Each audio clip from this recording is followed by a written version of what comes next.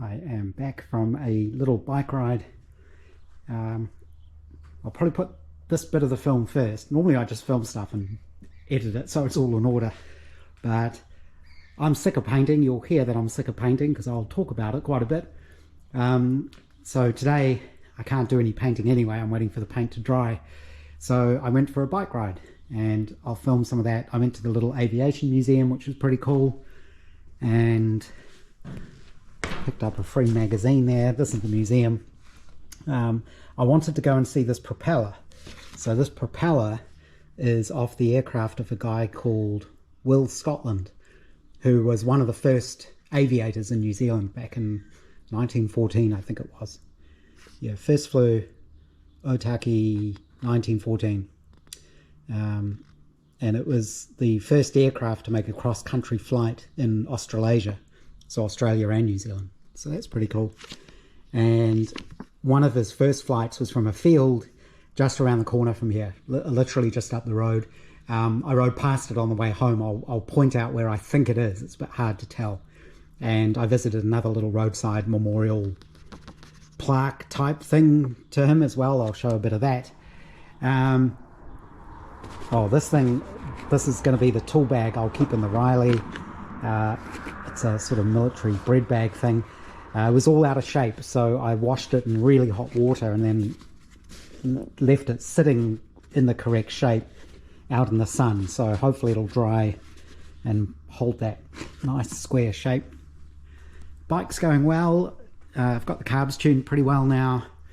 Top speed was 93 kilometers per hour apparently, which isn't bad considering I was only on 80k per hour roads.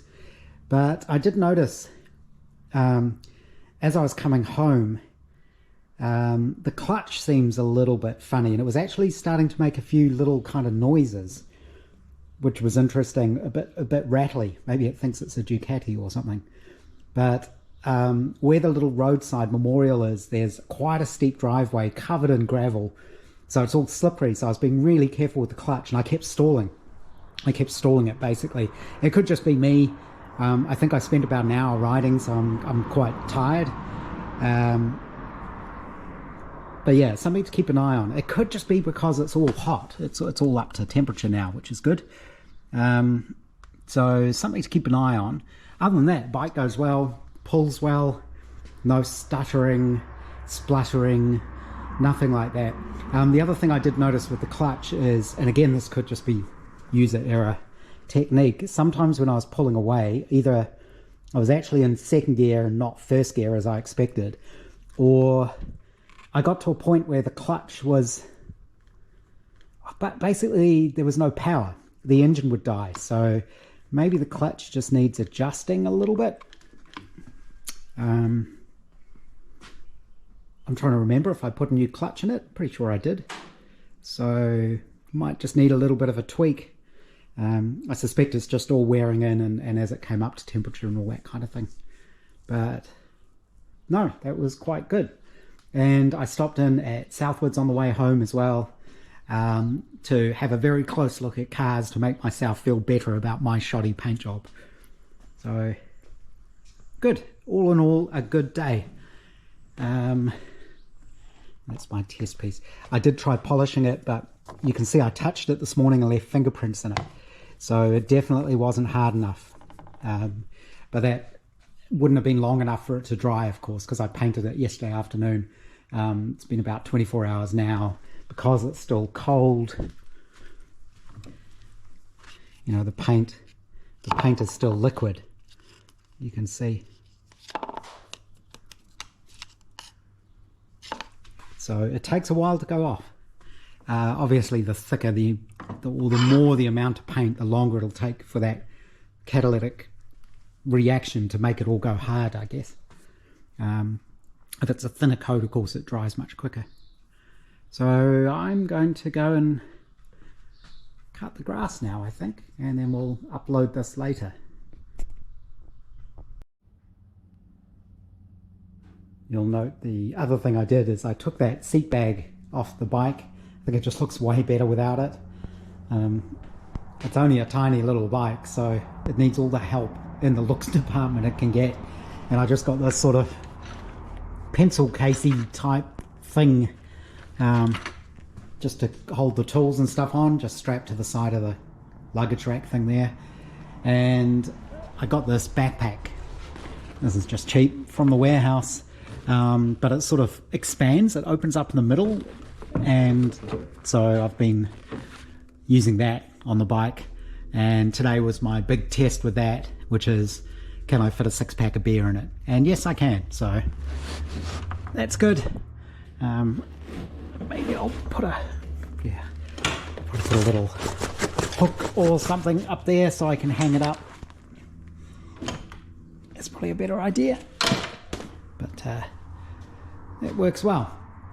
So yeah, the idle speed is interesting because it varies depending on how hot the engine is.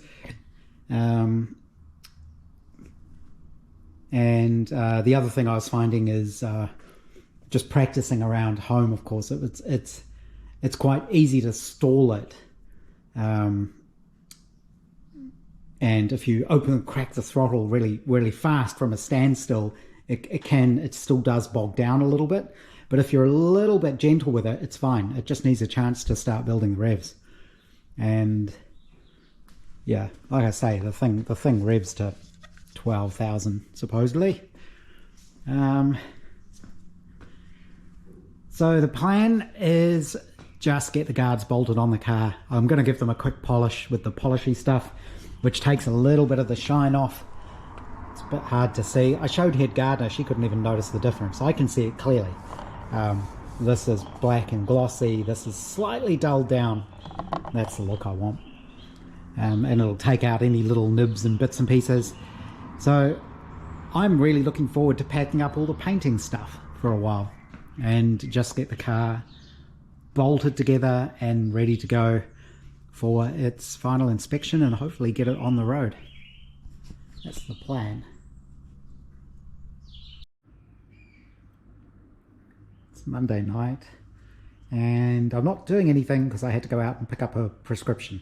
Actually, I will do one thing. I'll file these square holes just to make sure there isn't too much paint build up on them for the coach bolts to go through. But I do want to do another coat of paint. It's too late now. It's already dark and down into single digits. So tomorrow I will try and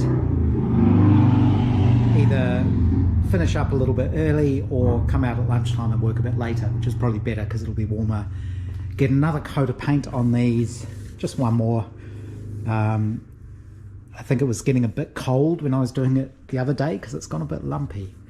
But I'll get another coat of paint on, and then hopefully by then I'll wait a couple of days for the paint to really cure, and then my sanding disc should have arrived and I can do the final sanding on these and then start polishing them up.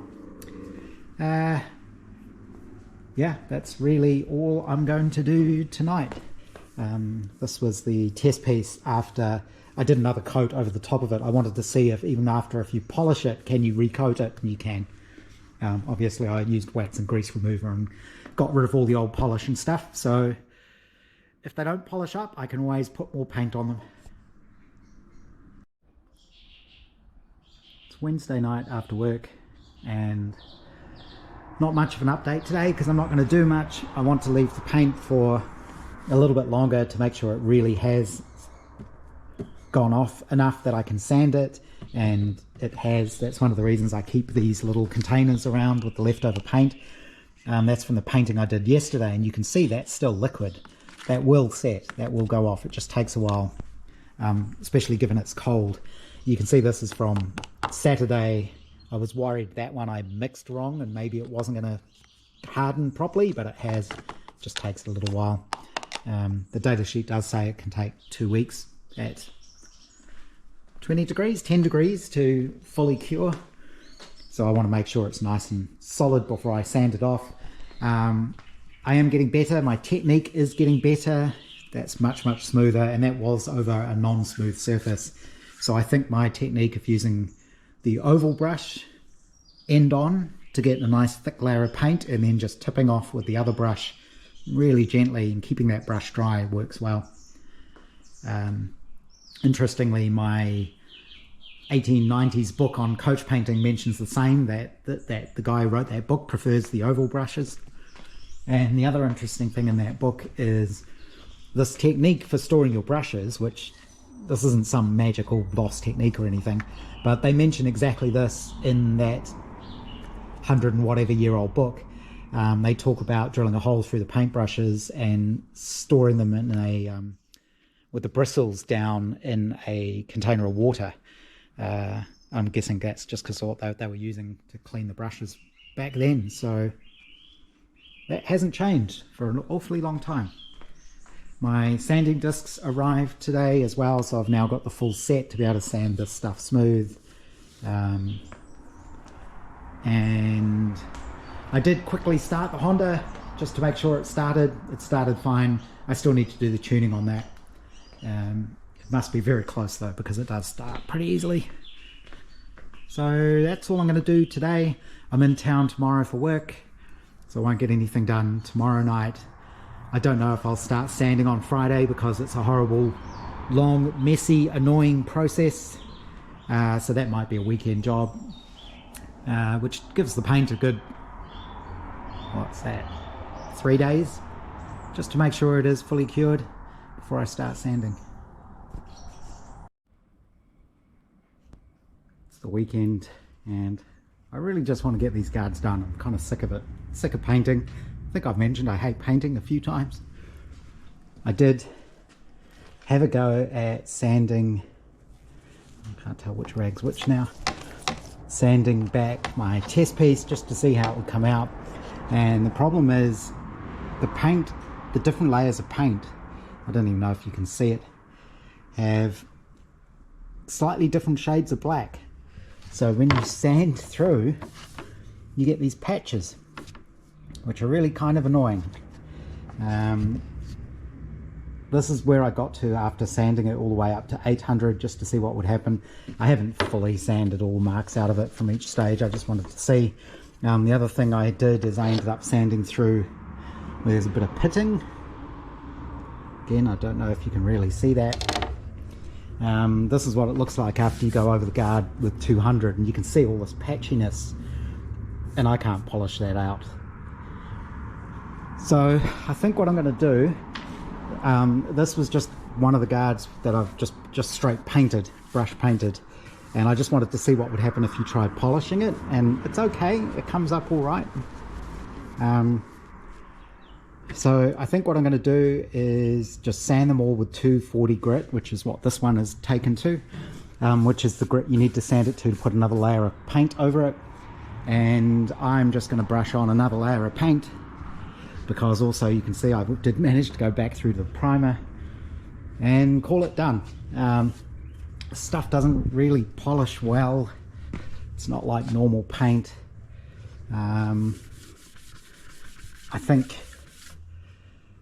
I think getting a layer of paint and then going over it with the polish just to take the top of the shine off, which is what it does. It makes it go a little bit grayer, but at least then I'll have these smooth and I'll have a layer of paint, and that's going to be good enough. I'm really sick of all of this. I really can't be bothered. The other thought I had is just to get one last smooth coat on there, should I just spray it? But I really don't want to spray this stuff and have to set up a little spraying tent and worry about the isocyanates and all that kind of business. So I think I'll do probably one more brushed layer, which shouldn't have as many brush marks as these. The reason these have got lots of brush marks is because I was deliberately laying the paint on thick and trying to build up layers, and I didn't sand between the layers, so any brush marks just got amplified. I think that's what I'll do. It took me an hour, I guess, to sand that one smooth.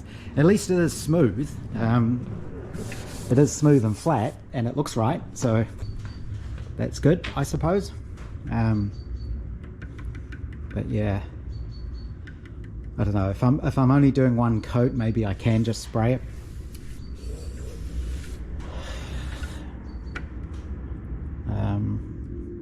But I'll see.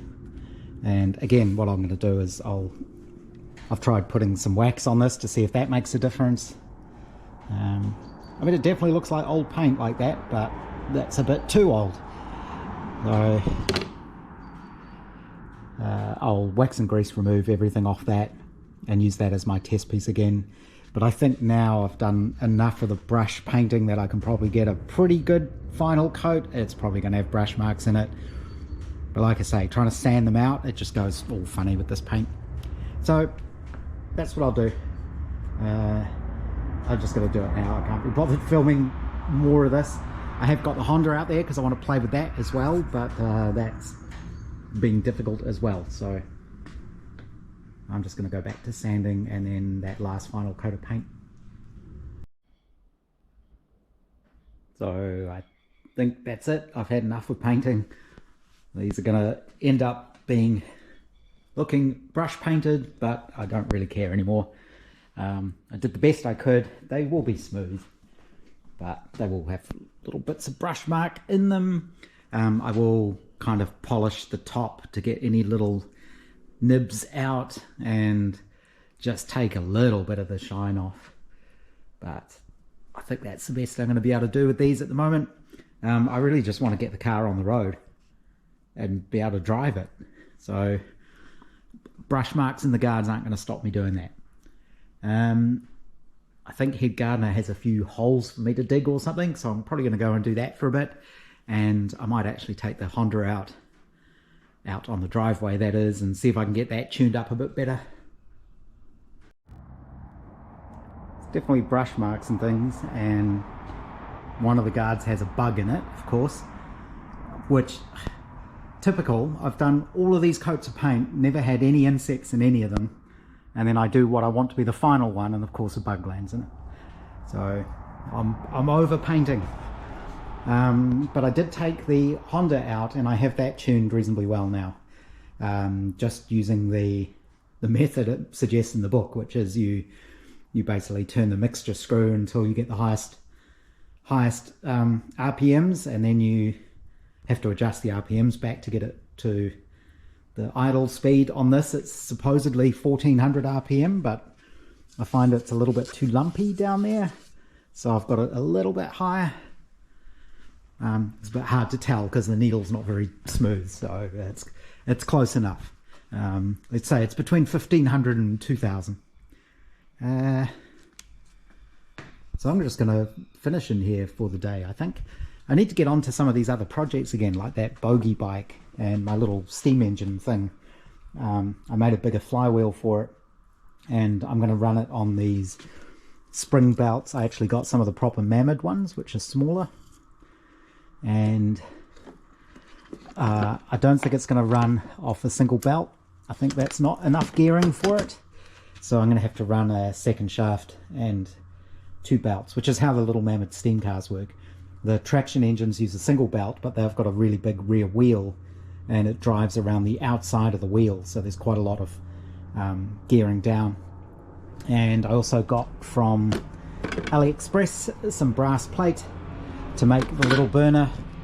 I need a bigger little burner than that one, so maybe I'll do all that, not sure.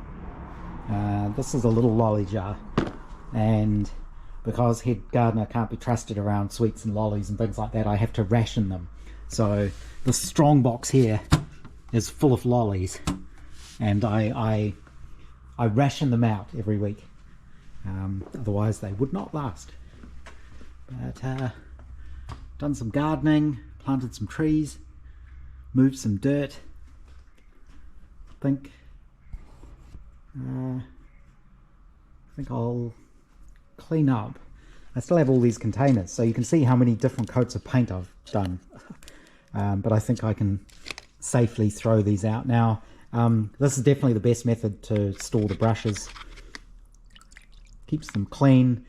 Somebody did mention in the comments, and I've seen this mentioned online, if you do this with normal paint and turpentine, what'll happen is the paint solids will separate out and go to the bottom of the container, and you can usually decant off the terps from the top, and it'll be reasonably clear and clean again, so you can keep reusing it. but it doesn't seem to work with this. This is acetone, and the color is dissolved into the solvent. It's not settling out to the bottom. Must just be the nature of this particular paint. But I think I can throw all of this stuff out now. The main reason I kept it is I wanted to make sure it was actually setting, actually going off. And yes, it does. Even when there were big lumps of it, or big amounts of it left in the bottom of the container. It's a bit rubbery. This one is the etch prime coat. That needs to be very thin. And then this was the primer.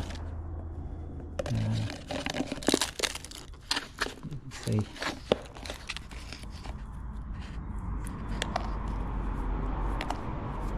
So yeah, I think I can get rid of a lot of this stuff now. I'll have to decide what I'm going to do when it comes to the body, but again, I think brush paint it. Old race car, brush paint it.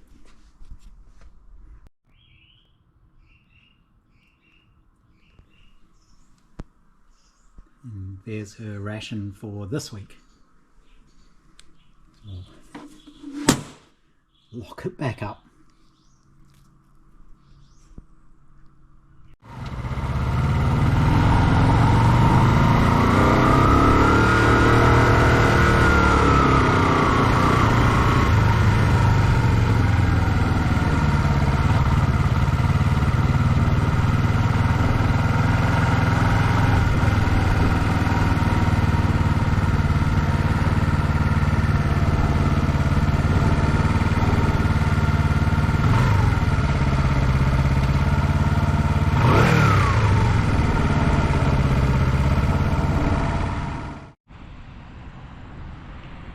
Since it's a nice day, I thought I'd come out. I'm waiting for the paint to dry still. So I thought we'll go on a motorbike ride. The Honda's going really well. I've got that tuned up. And finally made it to the Aviation Museum. There's the airport over there. Unfortunately now they've stopped the regional flights from Auckland, which I've only ever done once earlier this year. But that was really convenient because I could fly back to here. But they've stopped them now, which means I would have to fly back to Wellington City, which is an hour that way, by train or by car. So a little bit inconvenient, whereas this is like 20 minutes drive from home. So there's the hills, that's the old control tower. So, when I need to come to the bigger hardware shops, that's one of them there, Placemakers, and the other one's behind this petrol station over there. That's the one I usually go to. But let's see if this thing will start, and I'll head back home. One of the reasons I wanted to come here, and I didn't talk in the film, I made a little film in the museum. I didn't really talk over it. It's a very small museum, but they've got the propeller off the aircraft off the chap.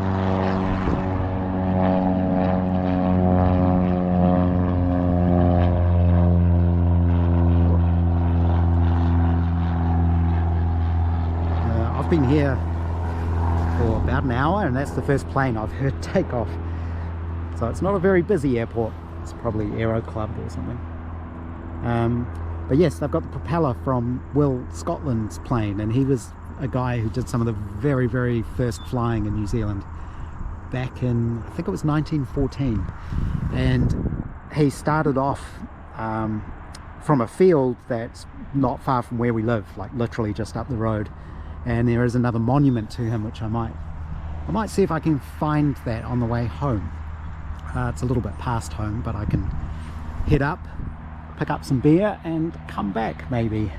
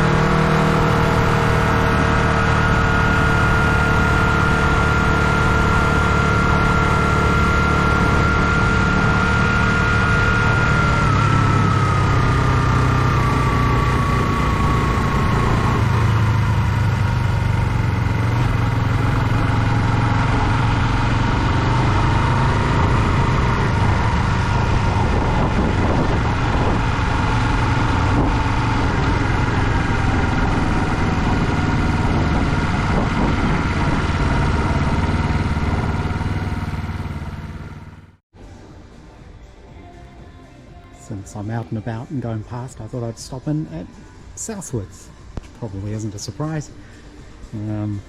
I've filmed all of this sort of stuff before, so I won't bother showing too much.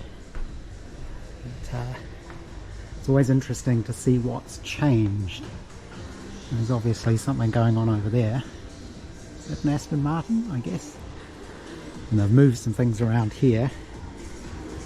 So I'm going to wander around and see what else might have changed.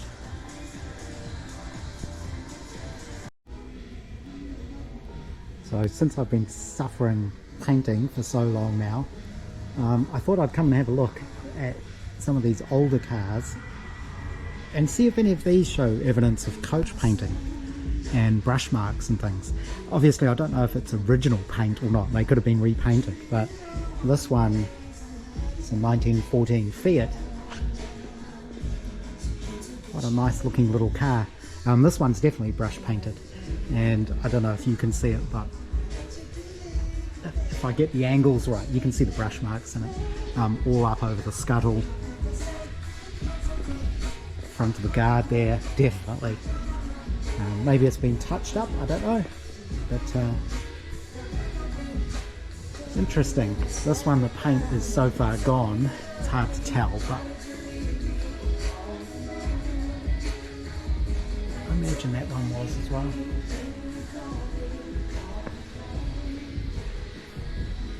There's lots of cool stuff here. And the de Havilland Vampire. And this is the Austin Swallow.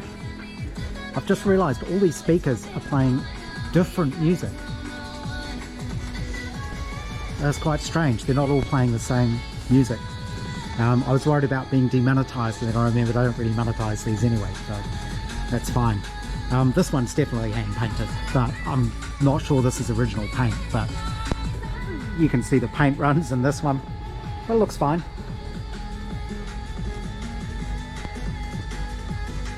It looks like an old car. It's kind of the right sort of look, I think. Not sure about this Morgan. This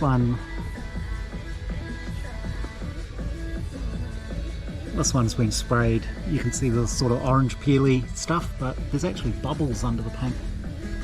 It's another Morgan. This one is a little city car, electric car. Which looks like a wedge of cheese. I'd say this has probably been repainted, but there's a big paint run there. It's amazing what you actually start noticing when you really pay attention. Oh, that's a knacker duck.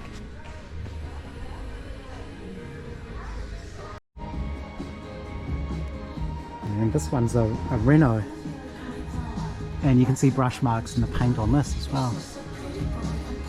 It can be hard to tell if it's brush marks or scratches. But again, this one, that's been repainted. I can see runs in the paint on that. Guards, inner guardrails, definitely. This is an Austin taxi. And this one is a Argyll. I don't know how you pronounce that. Scottish. Very definitely hand painted. I mean, you can really see the brush marks on this one. Again, I don't know if this is original paint. I doubt it. It's probably been repainted at some point. But, and the radiator badge is crooked. Makes me feel better coming here and seeing flaws in all these real cars.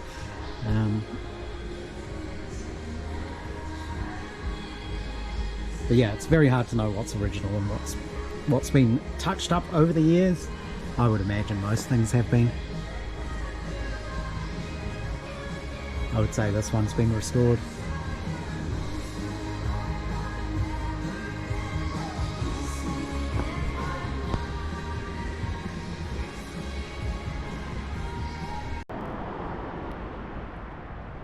So I think this is the little memorial Just come up a couple of kilometres from home. This used to be the main road going up and down the country until they put in the expressway, which is basically the other side of these railway tracks. So this is now just a little lay-by thing. But I believe this is the memorial. Well, it's not really a memorial, it's more a information thing about Will, Scotland. And I did go past the block of land, the field where I think this flight happened, but you can't see much, but I'll put a little shot of that. Yeah. First sustained flight in the Wellington district, 29th of January 1914. So second New Zealander to get a British aviation certificate. He brought the aircraft back with him, a Cauldron, and then did cross-country flights in it. So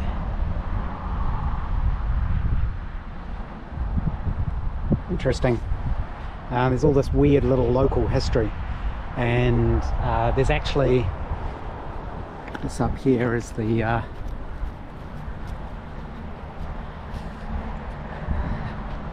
main trunk line. So this is the main railway line that runs up and down the country.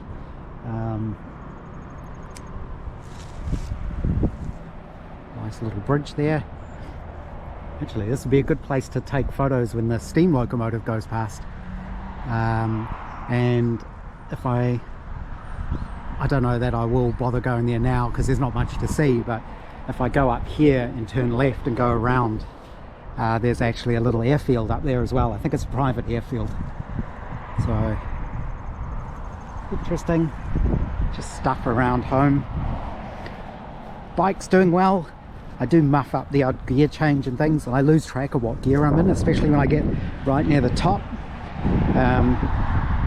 But it likes to rev. I've not got it to the red line yet, apart from muffed gear changes. Even then, I don't think I've got it anywhere near the 12,000 red line. But I definitely had it up around 910 on this trip. Seems to be going fine. So I'm going to go back home now, basically. Let's put this back on the bike.